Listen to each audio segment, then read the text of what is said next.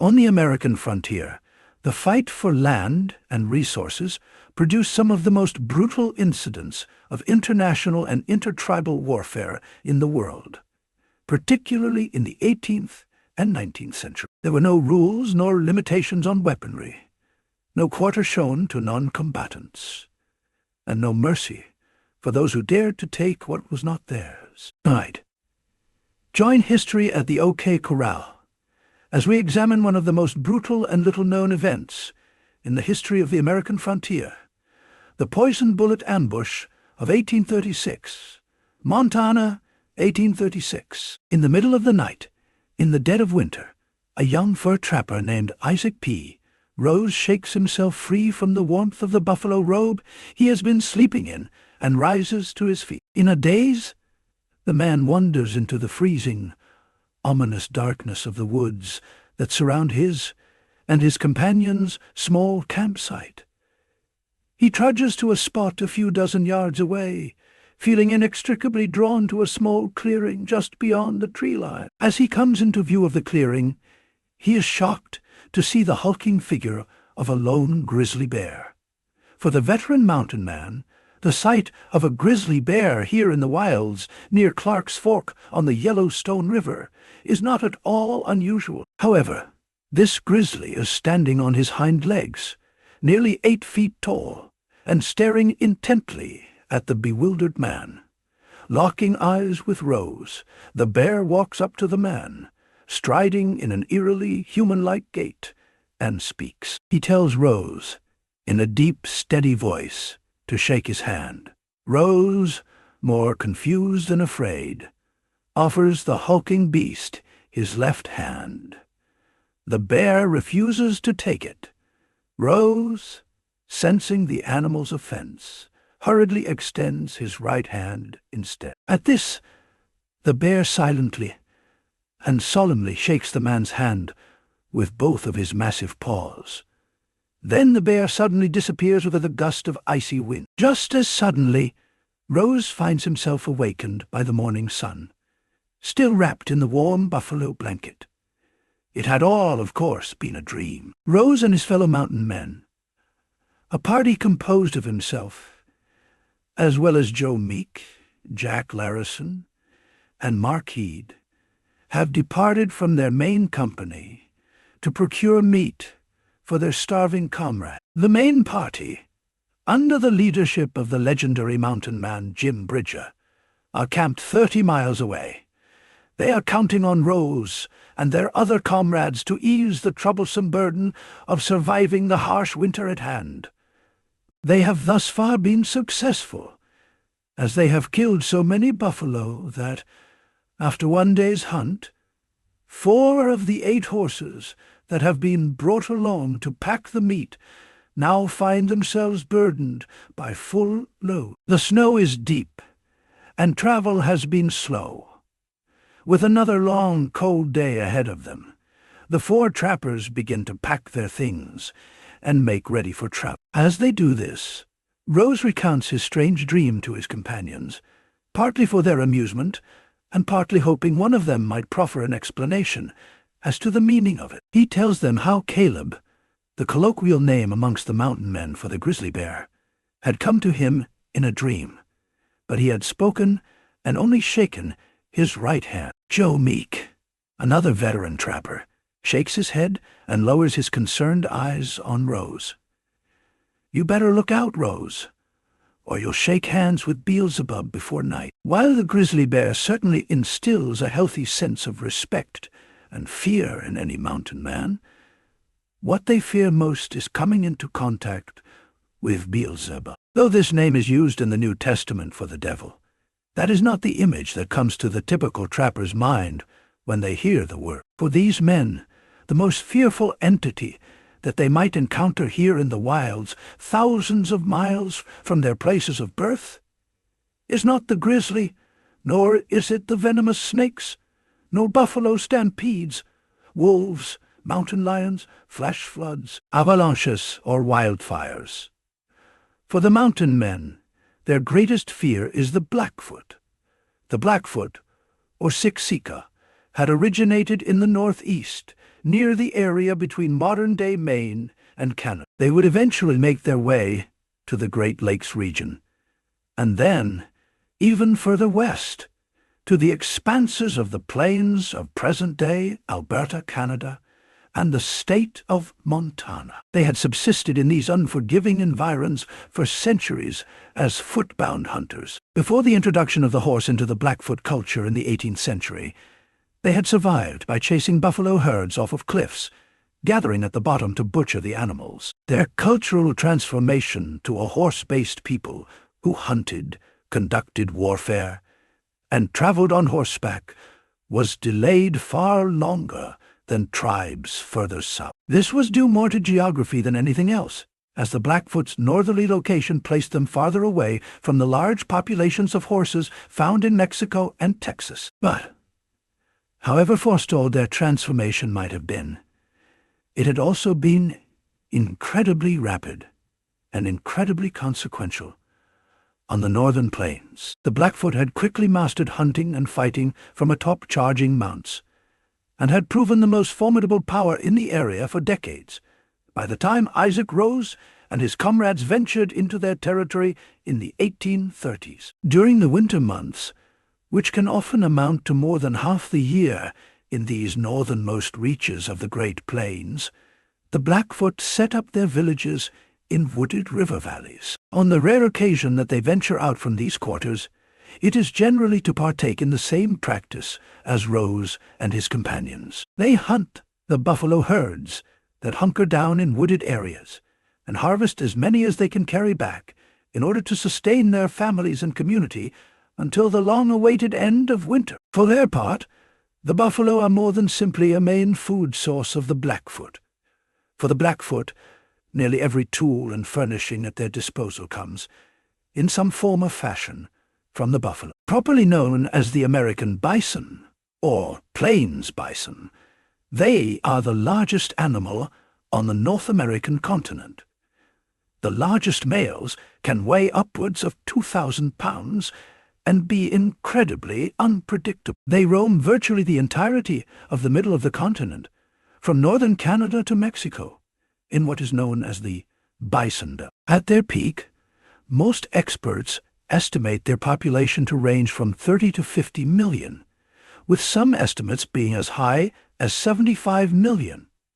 Their thick hides provide the material with which the Blackfoot and other plains tribes construct their teepees. Their bones, hooves, and horns are used to construct tools and cooking utensils. Bison meat is, of course, the basis of the Blackfoot diet. Roasted, fried, boiled, dried, or raw, it can be prepared and consumed in a variety of manners. To the Blackfoot, the buffalo are a sacred gift from their creator, one meant to sustain their way of life and livelihood. As such, they see fit to protect their resources by any means necessary. Since the buffalo herds are such an important resource for the Blackfoot, any incursion into their territory, and especially any hunting of the buffalo on that territory, is seen as an offense punishable by death. Hugh Munro, a Canadian fur trapper who was adopted into the Blackfoot, gives his account of how viciously the Blackfoot dealt with intruders, even of other native tribes. After finding a still smoldering campfire of a neighboring tribe referred to as the River People, the Blackfoot, whom Munro was living with, became inconsolably irate and set on revenge. He asked one warrior, a man named Lone Walker, what had happened. Munro's account is as follows. "The campers here were river people," said Lone Walker. "We have forbidden them to come over here to our plains, but they keep coming and stealing our buffaloes. We shall now make them cry." "You are going to fight them?" asked Munro. "Yes," said Lone Walker. "I shivered," recalls Munro. "In my mind's eye, I saw a great battle of arrows flying and guns booming, and men falling and crying out in their death and agony. And for what? Just a few buffalo that blackened the plains." "Don't fight," pleaded Munro. "There are plenty of buffaloes. Let the river people go in peace with what they have killed." "But," the Canadian recalled, He gave me no answer other than a grim smile, and rode out to meet the head of the Blackfoot column. In the ensuing fight, the Blackfoot would kill 7 of the river people's warriors, as their women and children fled in a desperate panic. All 7 dead warriors would be scalped and otherwise mutilated, as equal parts punishment and warning. Afterwards, a great celebration was held. In their present circumstances, Rose and his fellow trappers are, of course, well aware of the danger their venture has placed them in. However, they are also aware that the buffalo meat they return to their company with could quite literally be the difference between a relatively comfortable winter and possibly starving to death in the middle of nowhere. And so now, for the time being, they are not dissuaded from their job at hand. The 4 men plan to continue on with their day, spending it much the same as they had the day before. Rose, the most reliable shot, would fall a buffalo, and then they would all set into quartering and packing the meat. However, after seeing several hundred of the animals, they have proven so unusually skittish that Rose cannot get close enough to get off a shot. This suspicious behavior spells only one sure thing, according to the veteran mountain man's instincts, that the Blackfoot are nearby. The trappers agree that their best course of action is to return to the camp with the buffalo meat they have been able to procure so far. They head southeast through rolling hills. As the men ride, conversation is kept to a minimum, and their eyes continually scan the landscape around them.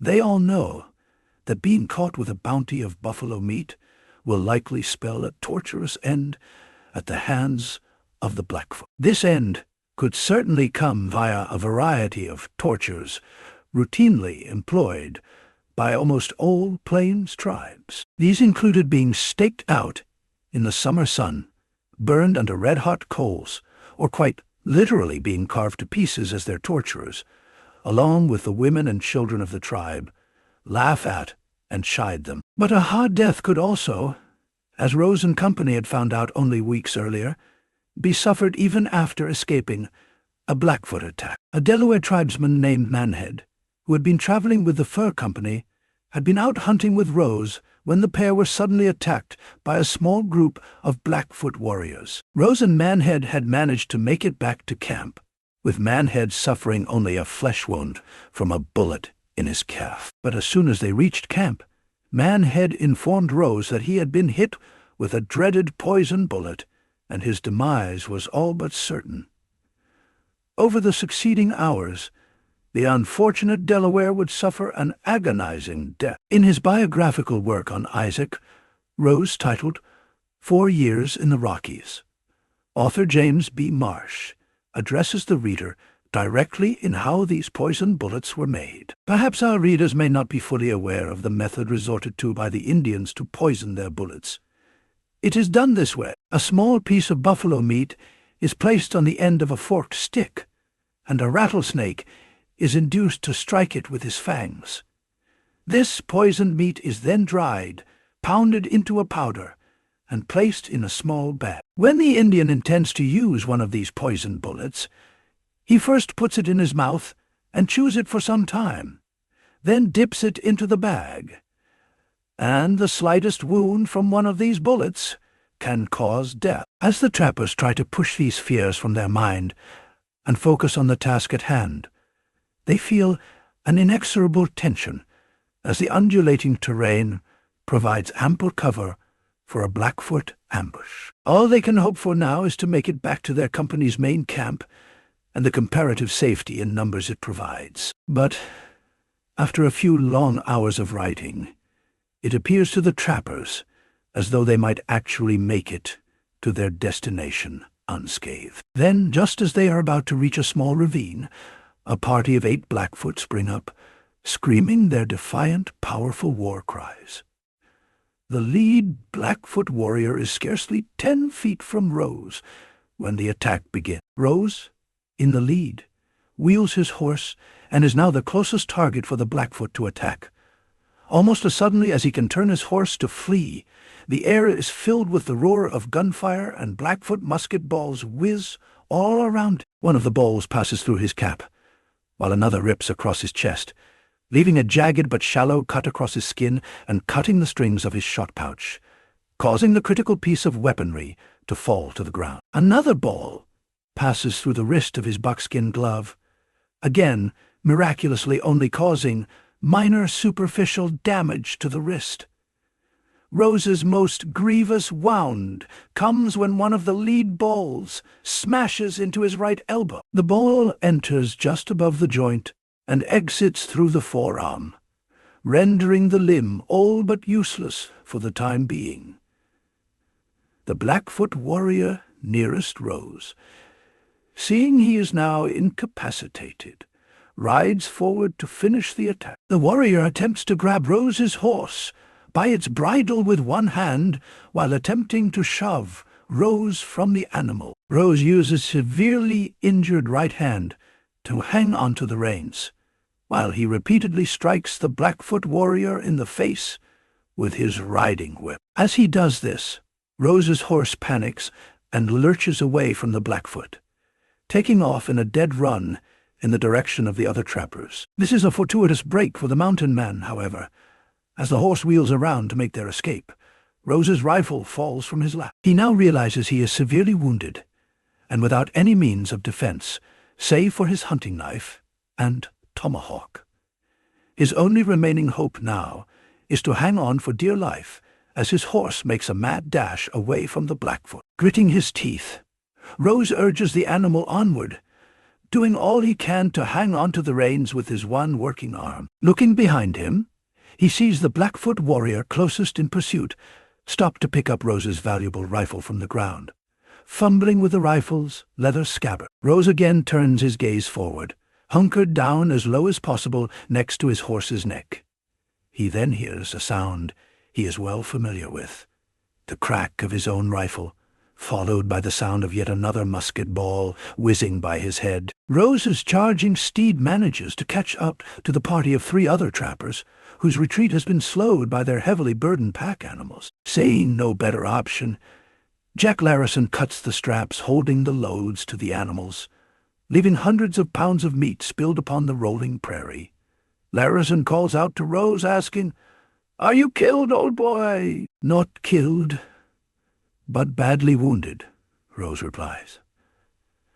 "Hurry forward, boys, and save yourselves if you can." Rose and his cohorts must now cover 30 miles of prairie in order to get back to the safety of their company. In a fortuitous break for the party, the Blackfoot have halted their pursuit in order to reclaim the buffalo meat that has been dropped by the trappers. Though they are now empty-handed, they are all alive. Rose, however, is beginning to rapidly decline over the course of the ride. His arm throbs in immense pain, and he has wrought with nausea and dizziness. For hours he rides through icy winds and snow-covered grounds, his right arm dangling uselessly by his side.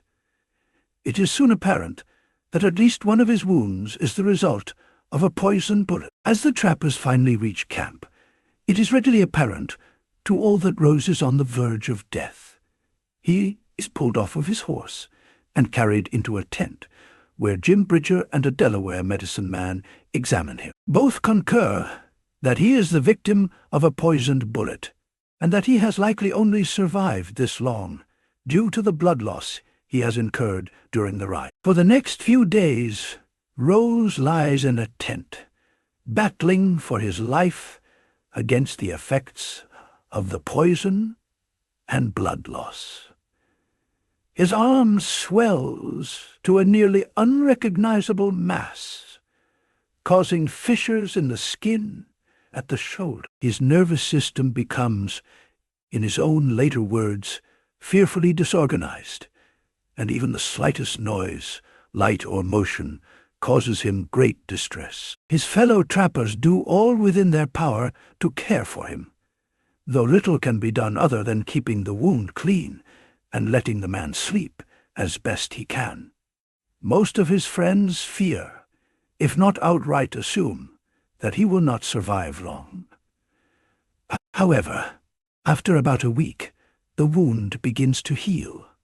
Soon, Rose is able to eat and walk, and, Within a matter of only a few weeks, he is back to work, hunting and trapping. However, Rose will scarcely have regained the ability to hold down food by the time an injured scout comes riding into camp, seemingly in a full panic. The scout, a Mexican man known as Masayino, has been shot in the ankle, though thankfully not by a poisoned bullet, and has only escaped certain death at the hands of a roving Blackfoot band by hurling himself off of a steep cliff, which they were not willing to follow him down. Masayino reports that the Blackfoot are coalescing in a winter camp on the Yellowstone River, 4 miles to the south of the trappers' current location. The village is nearly 1,000 lodges strong, he says, and when they discover the trappers' location, the trappers will surely be wiped out, and so the fight for the frontier will continue. Bridger will order his men to construct a makeshift fort, and the men to hunker down for what will be one of the most brutal encounters between native tribes and mountain men in the history of the Old West. But the accounts of that battle, as well as the countless other tales of conflict and coexistence between tribespeople and trappers, are for tonight other stories for other times. Thank you for joining us. If you like this story, click on one of the videos on your screen now to hear more. Thank you again for watching, and we'll see you next time on History at the OK Corral, home of history's greatest shootouts and showdowns.